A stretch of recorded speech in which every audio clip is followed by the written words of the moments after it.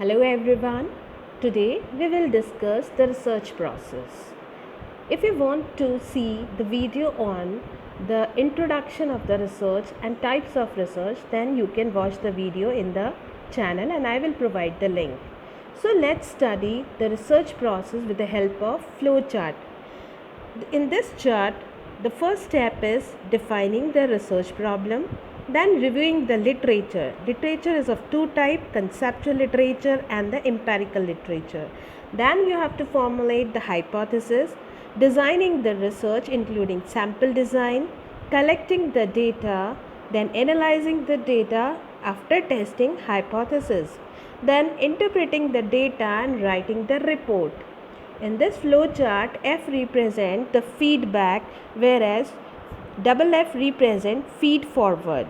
Feed forward helps in the providing criteria for evaluation. So let's study each step one by one in detail. There are two types of research problems. First, which relate to the states of nature, and those which relate to the relationship between the variable. So first of all, the researcher has to decide what type of problem he wants to study. After that, he has to discuss with the colleagues, expert regarding the problem. After that, you have to study the literature. I told you literature is of two types. First, conceptual, which is based on concepts, and empirical literature, which is based on the some findings, and then reframing the research problem so that it will come into the final form, which is called meaningful context. After formulating the research problem, you have to do again the extensive literature survey. Means you have to study journals, academic journals, magazines, reports, bibliographies, etc., so that you can find the way to reach the conclusion. And after that, you have to write a brief summary, which is called synopsis. When synopsis is approved by some of your colleague or your mentor, then you can carry on your research and move to the step 3. Third step is development of the working hypothesis. For developing the hypothesis, you have to again discuss with your colleagues, experts, mentors, or any other special person. Then you have to examine the data and records, review the similar studies, do the personal investigation in the field regarding the topic and hypothesis, then clearly and precisely define the hypothesis. What is hypothesis? It is a tentative or suggested solution to the problem. Fourth step is preparing the research design. Now you have to prepare the conceptual structure within which the research would be conducted. This research design should be flexible and it should include important points like what are the means of obtaining information, availability of the staff, skills of the researcher, time required for the study and what time you have, and last is cost. What cost will be there in completing the research.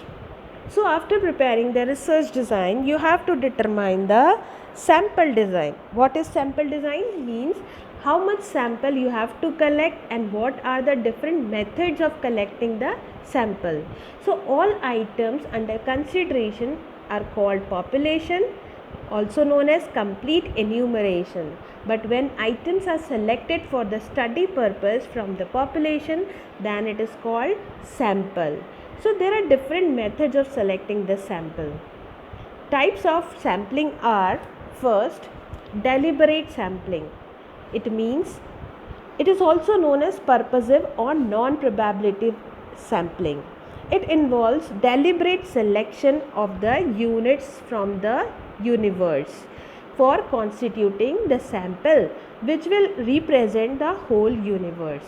When population elements are selected for inclusion in the sample based on the ease of access, then it is called convenience sample. But when the sample is collected based on the researcher judgment, then it is called judgment sampling.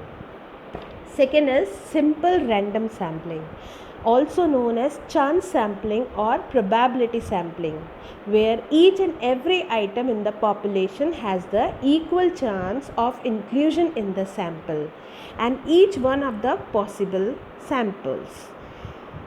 For example, if we have to select the sample of 300 items from the universe of 15,000 items, then we can put the names or number of all the 15,000 items on the slip of the paper and conduct a lottery. So lottery system is the example of simple random sampling.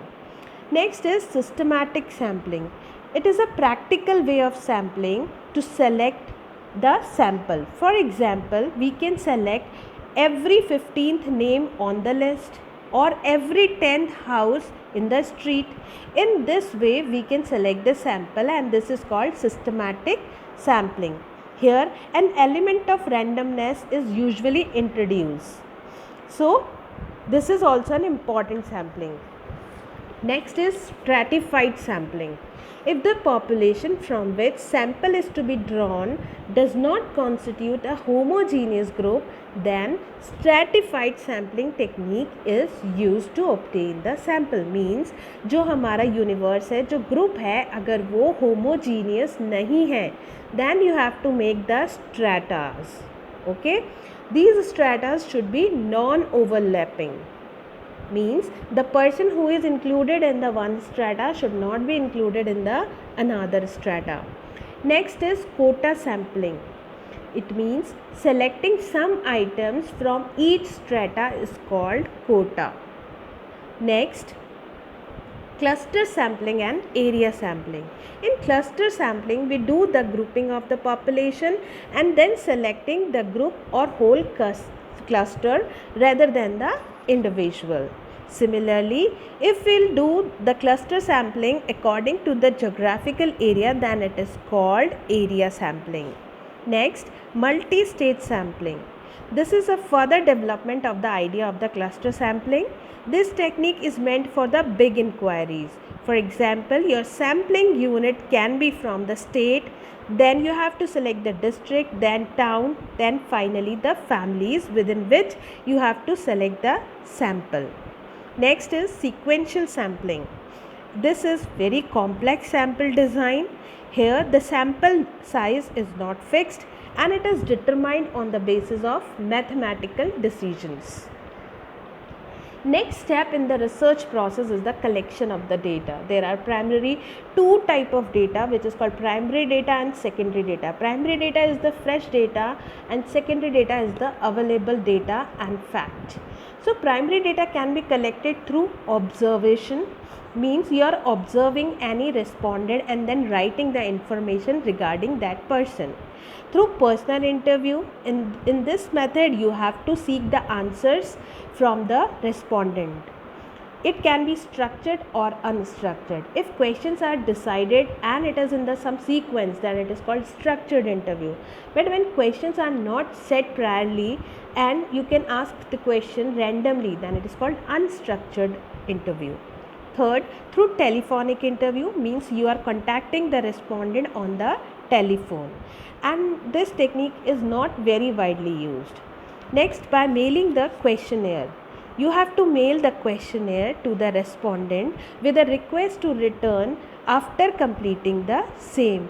This is the most extensively used method, but before using this method you have to do the pilot study for testing the questionnaire, so that you will be able to know whether is there any flaw in the questionnaire or not. If there is any flaw, you can change it and start your research studies. Next, through schedule. Under this method, the enumerators are appointed and given the training. They are provided with the schedules containing the relevant question. These enumerators go to the respondent with these schedule and they collect the data and fill the questionnaire by themselves. In this way, the primary data is collected. Secondary data is already available in journals, in magazine and reports. Next step is execution of the project. It is very important step in the research. If execution start on the correct line, the data to be collected would be adequate and researcher will be able to move successfully. Next, analysis of the data. After executing the project, you have to analyze the data, you have to do the coding, tabulation, and then drawing the statistical inferences using percentage method or any other method. Then after analyzing the data, you have to do the hypothesis testing using the chi-square test, t-test, f-test, etc. Hypothesis testing will result in either accepting the hypothesis or rejecting it. Next step is generalization and interpretation. Now, if a hypothesis is tested and upheld several times, then we are able to reach at generalization and able to build any theory. After that, you have to prepare the report. Report should be concise, it should be in the simple language, charts and illustrations should be used so that people can understand the things easily. The layout of the report has 3 parts: preliminary pages, which include title, acknowledgement, foreword and date. Second, main text. It includes introduction, summary of findings, main report and last, conclusion. And last is the end part of the report, which include appendices and bibliography like list of books, journals, reports, etc. So in this way, the research process is complete. Now we will discuss the criteria of the good research. Research should be clearly defined. The procedure of research should be well defined. You should report the flaws of the research if there is any in your study. It should be systematic, it should be logical. Systematic means pre-planned, logical means it should be guided by some rules, empirical means it is related to the real situation, and replicable, which means results are verified by replicating again and again so that the sound decisions can be made. Now we will discuss some problems which is encountered in India by the researchers.